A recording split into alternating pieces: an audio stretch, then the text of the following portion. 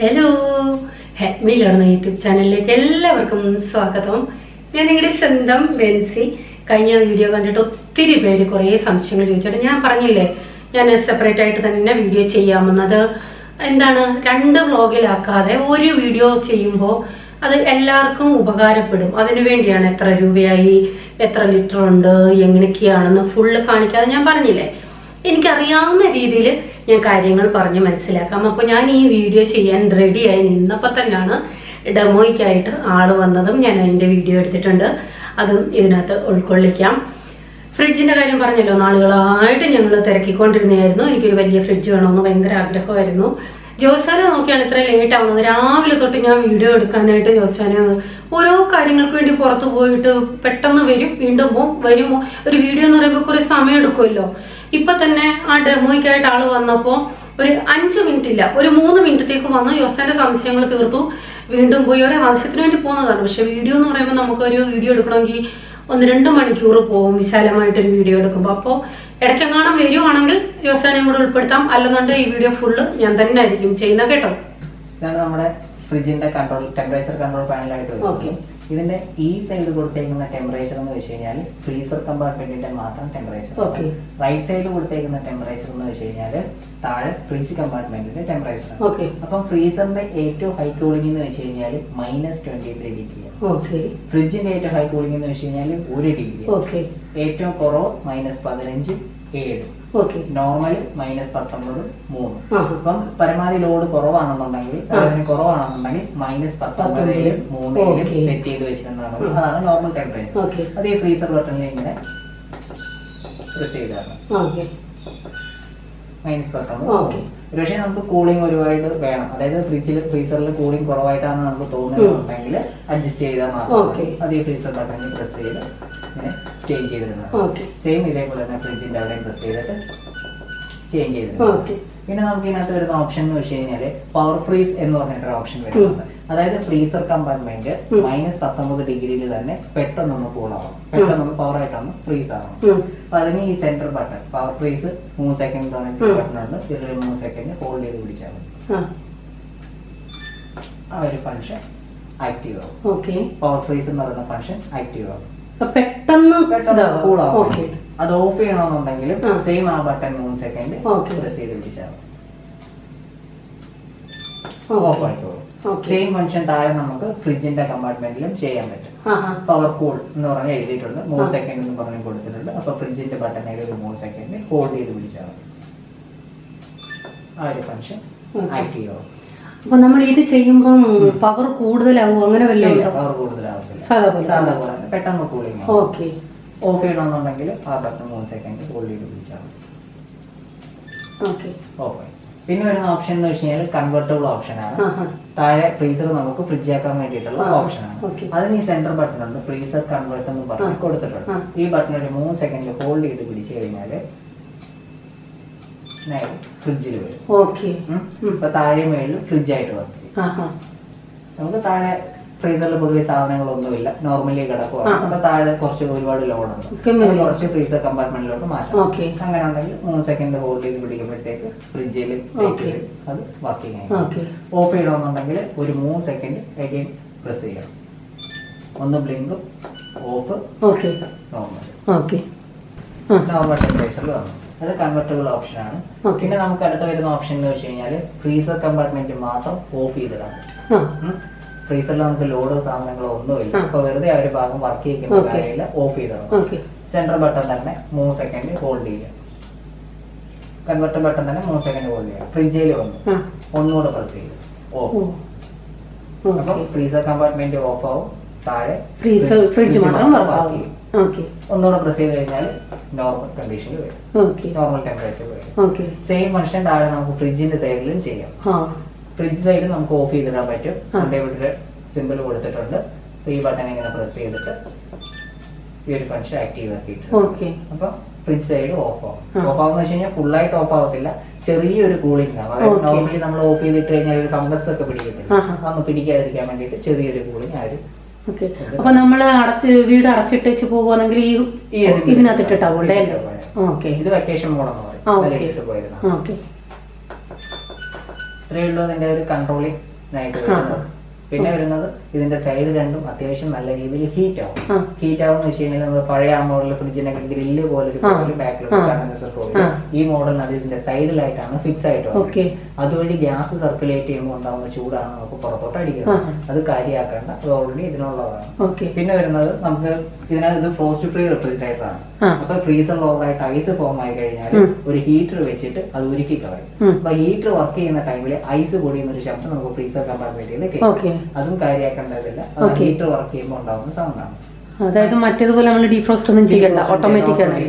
അപ്പൊ auto defrost ചെയ്യുന്ന സമയത്ത് ആ ഹീറ്റർ വർക്കാവും. ഹീറ്റർ വർക്കാകുമ്പോഴത്തേക്ക് ഐസ് പൊടിയുന്ന ശബ്ദം അകത്തുനിന്ന് കേൾക്കും. അതും കാര്യമാക്കണ്ട. ആ ഉരുകുന്ന വെള്ളം ബാക്കിൽ ട്രെയിൽ വരും. അത് ഓട്ടോമാറ്റിക്കലി കംപ്രസറിന്റെ ചൂടടിച്ചിട്ട് വേപ്പറായിട്ട് നമ്മൾ വെള്ളം എടുത്ത് കളയണ്ട. ഓക്കെ. അപ്പൊ ഇതിനകത്ത് നമ്മൾ ഇൻവെർട്ടർ കണക്ട് ചെയ്യുവാണെങ്കിൽ അധികം പവർ ആവത്തില്ലേ? ഹോം ഇൻവെർട്ടറിൽ നമുക്കിത് കണക്ട് ചെയ്യാം. ഓക്കെ. ഇൻവെർട്ടർ കംപ്രസർ ആയിട്ടാണ് ഇതിൽ വന്നത്. ഇൻവെർട്ടറിന്റെ ഉണ്ടെന്ന് ചോദിച്ചേ. നോർമൽ ഇൻവെർട്ടറിൽ ഇത് കണക്ട് ആവും, വർക്കാവും. ഓക്കെ. പിന്നെ ഈ മാനുവലിനകത്തെ അത് വേറെ ഇനി എല്ലാത്തിന്റെയും കൂടെ എല്ലാ മോഡലിന്റെയും കൂടെ ഒരുമിച്ചല്ലേ? ഞാൻ ഇന്നലെ മൊത്തം അതിന്റെ നോബ് നോക്കും എന്ത് ചെയ്യുന്നു. ഓക്കെ, അതാണ്. എല്ലാത്തിനും ടെമ്പറേച്ചർ പാറ്റേൺ ഒരേ രീതിയിലായിരിക്കും വരുന്നത്, അതായത് ഡിഗ്രി. Okay okay. ഈ അതെല്ലാത്തിനും ഉള്ള എനിക്കെങ്കിലും ഒരു ഡൗട്ട് ഉണ്ട് ഞാൻ ചെയ്യുന്നത്. ഇത് നമുക്ക് ചീസും ബട്ടറും അങ്ങനെയൊക്കെ ഉള്ള പിന്നെ ഒരു മീനിന്റെ ഇത് കാണിക്കുന്നത് എന്താണാവോ? നോർമൽ നമ്മള് കറിയൊക്കെ ഇല്ലേ, അത് വെക്കാൻ വേണ്ടിട്ടുള്ള. ഓക്കെ. ഇത് പാലോ കാര്യങ്ങളൊക്കെ ഉണ്ടാക്കി വെക്കാം. പിന്നെ താഴെ ഒരു ഫിൽറ്റർ വരുന്നുണ്ട്, ഡിയോഡൈസേഷൻ ഫിൽറ്റർ എന്ന് പറയും താഴെ കാണിക്കുന്നത്. അതായത് ഇതിനകത്തുണ്ടാകുന്ന സ്മെല്ലൊക്കെ ആ ഫിൽറ്റർ വഴിയാണ് പുറത്തു പോകുന്നത്. ഓക്കെ. ഇവര് സെറ്റ് ചെയ്തില്ല, എനിക്ക് അതിന്റെ പാത്രങ്ങളെല്ലാം മേടിക്കണം. ഇത്രയേ ഉള്ളൂ പറഞ്ഞു തരാനായിട്ടുള്ള ഇതിന്റെ ഫംഗ്ഷൻ. പിന്നെ നോർമലി നമ്മൾ ഓഫ് ചെയ്തിട്ടുണ്ട കാര്യമില്ല. ഓട്ടോ കൂളിംഗ് ആകുമ്പോഴത്തേക്ക് കംപ്രസറൊക്കെ ഓട്ടോ നോർമൽ ഫ്രിഡ്ജ് ആണ് തന്നെ കട്ട് ഓഫ് ആയിക്കോളും. ഓക്കെ.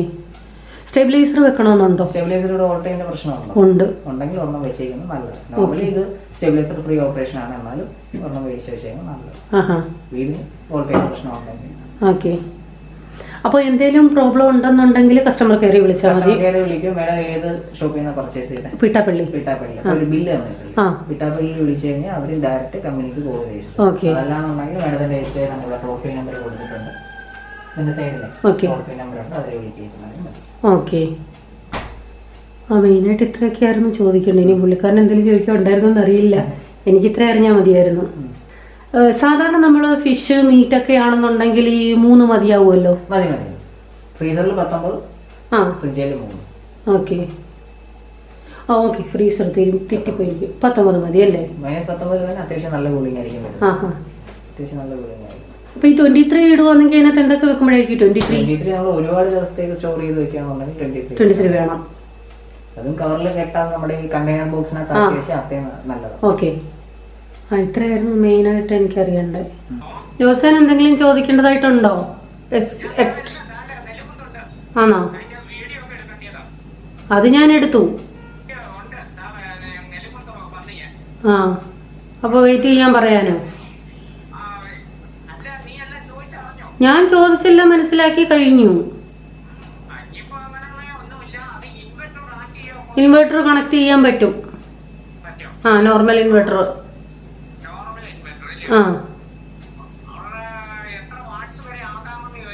ഒരു മിനിറ്റ് ഫോൺ കൊടുക്കാം. ഹലോ സാർ, ഉദ്ദേശിക്കുന്ന സ്റ്റെബിലൈസർ ആണോ? ഇൻവെർട്ടർ നോർമലി നമ്മുടെ ഫ്രിഡ്ജ് 220-300 വോൾട്ടിനിടയ്ക്ക് വർക്ക് ചെയ്യും. ഏകദേശം വാട്ട്സ് വരുന്നതെന്ന് വെച്ച് കഴിഞ്ഞാല് ഒരു മിനിറ്റ് ഒന്ന് ചെക്ക് ചെയ്തോട്ടെ. ഓക്കെ. ഇത് 17 ആകുമ്പോഴത്തേക്ക് കുറയുക. അപ്പൊ 23 ആകുമ്പോൾ ഹൈ ആവുക. ഇവിടെ എങ്ങനെയാ? ഇവിടെ 1 ഡിഗ്രിയാണ് ഏറ്റവും കൂടുതൽ. 1 ഡിഗ്രിയാണ് ഏറ്റവും കൂടുതൽ. കുറവ് 7. ഇതിനകത്ത് വേറെ നമ്മളൊന്നും ചെയ്യണ്ട. ബാക്കിയുള്ള കൺവെർട്ടബിൾ ഓപ്ഷൻ ആണ്. ഫ്രീസർ ഫ്രിഡ്ജ് ആക്കാൻ വേണ്ടിയുള്ള കൺവെർട്ടബിൾ ഓപ്ഷൻ. അത് സെൻട്രൽ ബട്ടൺ 3 സെക്കൻഡ് ഹോൾഡ് ചെയ്ത് പിടിച്ചിട്ട് ഹോൾഡ് ചെയ്ത് പിടിക്കുമ്പോഴത്തേക്ക് ഫ്രിഡ്ജായിട്ട് കൺവെർട്ട് ആവും. ഇതിപ്പം കൺവെർട്ട് ആയി കിടക്കുകയാണ്? അല്ല, ഇപ്പൊ ഞാൻ നോർമലി ഓഫ് ചെയ്താണ് ഫ്രിഡ്ജ് ആക്കിയപ്പോഴത്തേക്ക് കൺവെർട്ട് ആയി. ഒരു 2 മണിക്കൂർ കഴിയുമ്പോഴത്തേക്ക് ഫ്രിഡ്ജ് ആയിക്കോളും. 2 മണിക്കൂർ ഡിലേ വരും. മനസ്സിലായോ? അപ്പൊ ഇതിനകത്ത് ഇട്ടിരുന്നാ മതി അല്ലേ? ഈ ഒരു ടെമ്പറേച്ചർ എപ്പോഴും ഇട്ടിരുന്നത്. നമുക്ക് കൂളിംഗ് കുറവായിട്ട് തോന്നുന്നുണ്ടെങ്കിൽ മാത്രം മാറ്റിയിരുന്നാണ്. ഓക്കെ. അതേപോലെ തന്നെ സ്റ്റെബിലൈസറിന്റെ എങ്ങനെയാണ്? സ്റ്റെബിലൈസർ ഫ്രീ ഓപ്പറേഷൻ ആണ് ഇത് കൊടുത്തിരിക്കുന്നത്. പക്ഷെ നമുക്ക് പ്രശ്നം ഉണ്ടെങ്കിൽ ഒരു സ്റ്റെബിലൈസർ വെച്ചാൽ നല്ലതാണ്. ഓക്കെ. സ്റ്റെബിലൈസറിലായിട്ട് ഇപ്പൊ വെച്ചിട്ടുണ്ടെങ്കിൽ നല്ലതാണ്. ഓക്കെ. ഇതിന്റെ കംപ്രസറിന്റെ എങ്ങനെ 10 വർഷം? കംപ്രസറിന് 10 വർഷം വാറണ്ടി. നോർമൽ ഫ്രിഡ്ജിന് 1 വർഷത്തെ ഫുൾ വാറണ്ടിയാണ് ഉള്ളത്. അപ്പൊ ഈ 1 വർഷം കഴിയുന്നതിന് മുന്നേ ഒരു 10 ദിവസം മുന്നേ എങ്കിലും സർവീസ് സെന്ററായിട്ട് ബന്ധപ്പെട്ട് കഴിഞ്ഞാൽ നമുക്ക് എക്സ്റ്റെൻഡ് ചെയ്തെടുക്കാൻ പറ്റും. ഓക്കെ. എക്സ്റ്റെൻഡ് വാറണ്ടി ഓഫർ ഇപ്പോൾ കമ്പനി കൊടുക്കണം. എക്സ്റ്റെൻഡ് ചെയ്തെടുക്കാം. ഒരു 10 വർഷം 10 വർഷം നോർമൽ കംപ്രസറിന് മാത്രമേ 10 വർഷമേ ഉള്ളൂ.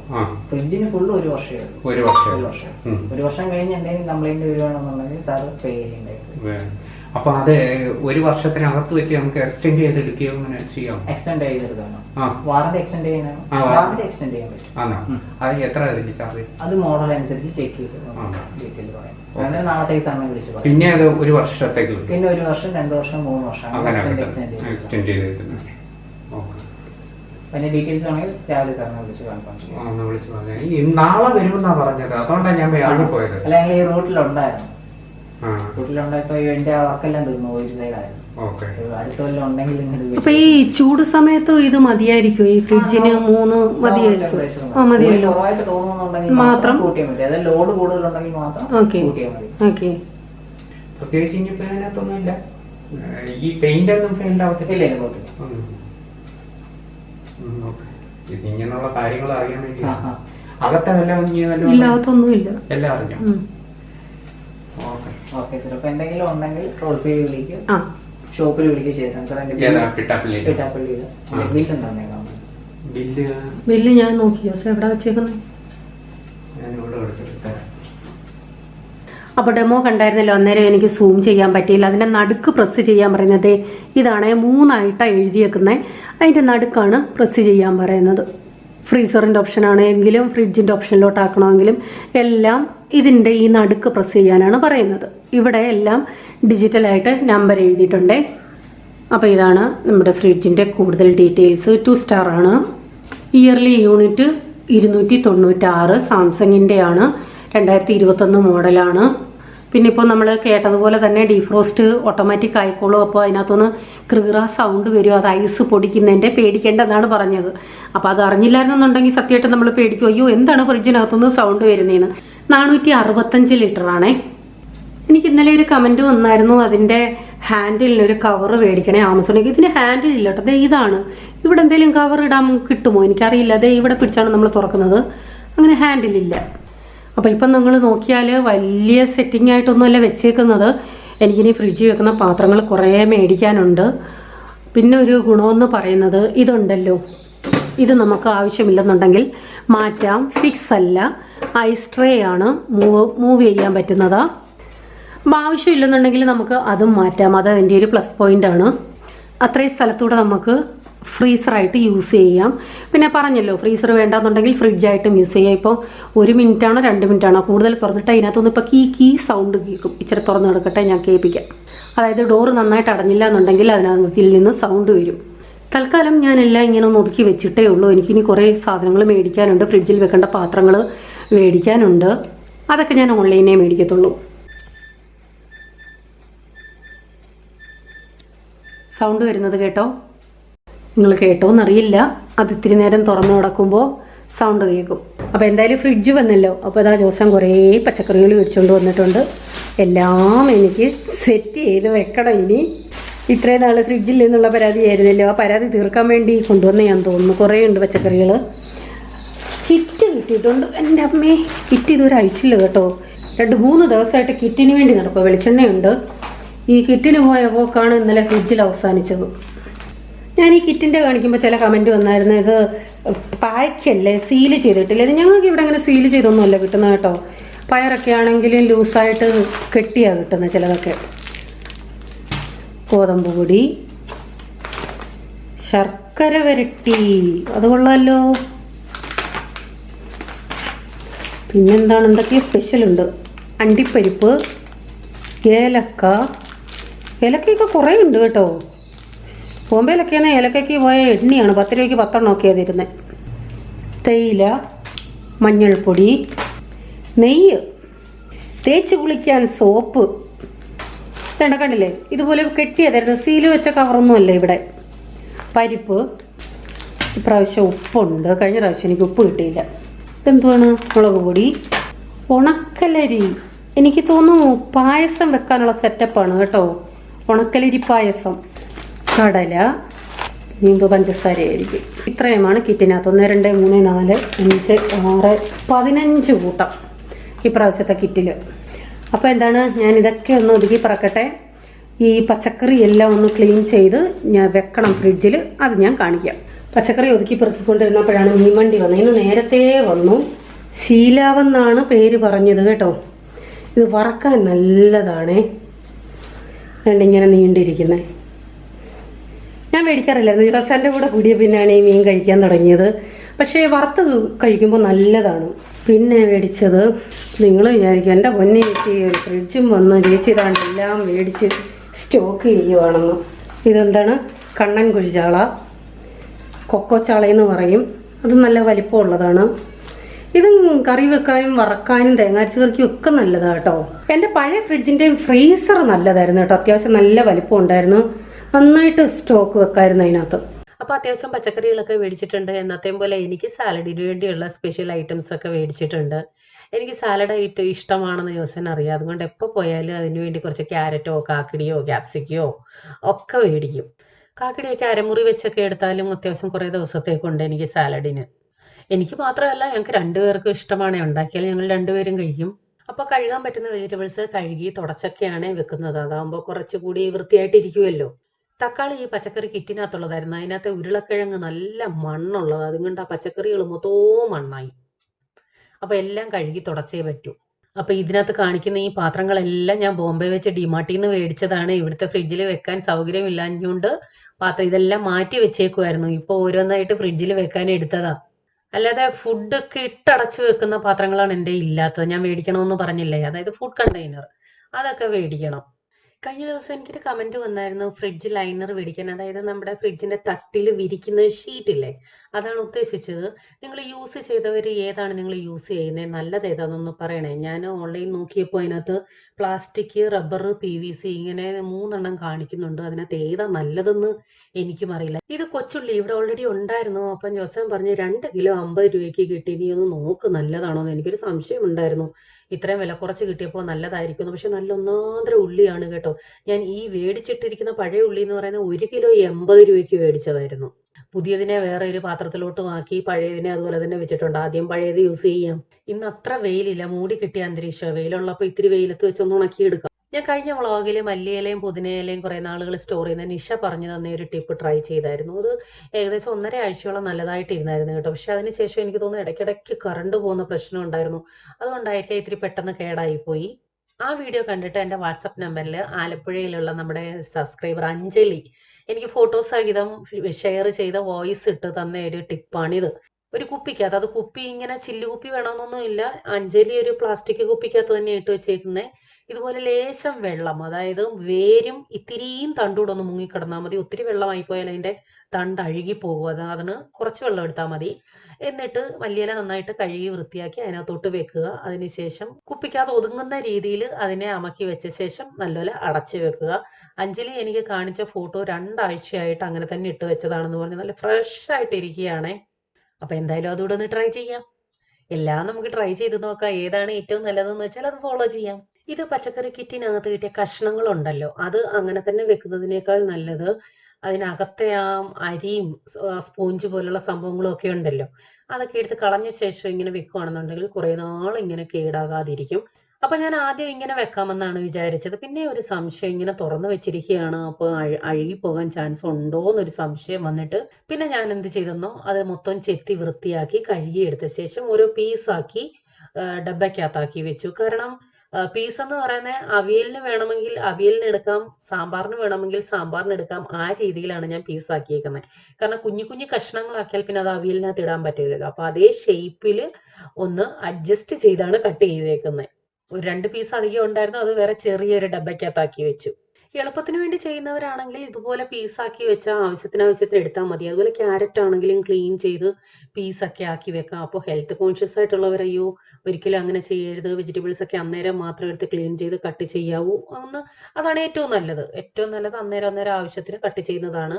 പിന്നെന്താണ്, ഇതുപോലെ ഒത്തിരി നാൾ സൂക്ഷിച്ച് വെക്കണം എന്നൊക്കെ ഉണ്ടെന്നുണ്ടെങ്കിൽ ഇങ്ങനെയൊക്കെ കട്ട് ചെയ്ത് വെക്കാവുന്നവർക്ക് വെക്കാം.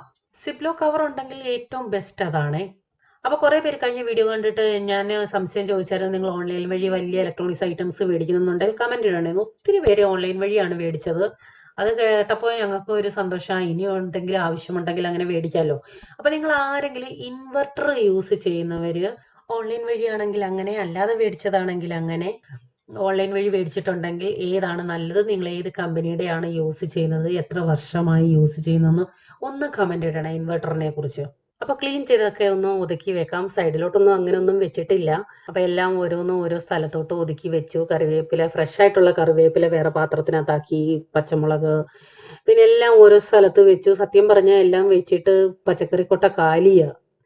അമരയ്ക്ക, വെണ്ടയ്ക്ക, മുരിങ്ങയ്ക്ക, കായ, പിന്നെ വഴുതനങ്ങ ഇതെല്ലാം കൂടി ഒരു കവറിനകത്താക്കി വെച്ചു.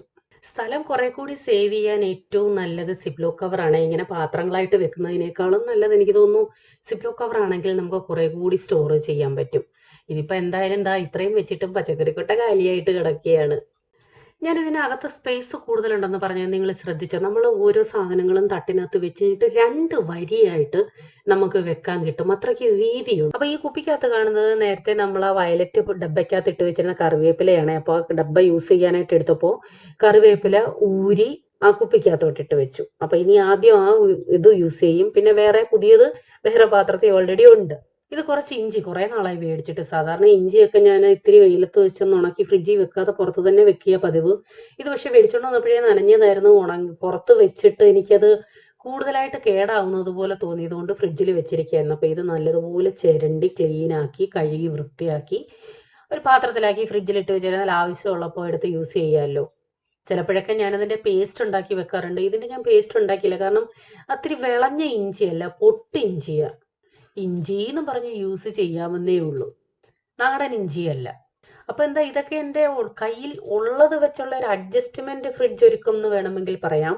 നല്ല രീതിയിൽ സെറ്റ് ചെയ്തിട്ട് ഞാൻ പറഞ്ഞല്ലോ, പാത്രങ്ങളൊക്കെ മേടിച്ചിട്ട് നല്ല വൃത്തിയായിട്ടൊക്കെ ഒന്ന് അറേഞ്ച് ചെയ്ത് വെച്ചിട്ട് നിങ്ങളെ ഞാൻ വേറെ എൻ്റെ ഫ്രിഡ്ജ് കാണിക്കാമേ, എങ്ങനെയൊക്കെയാ ഒതുക്കി വെച്ചേക്കുന്നതെന്ന്.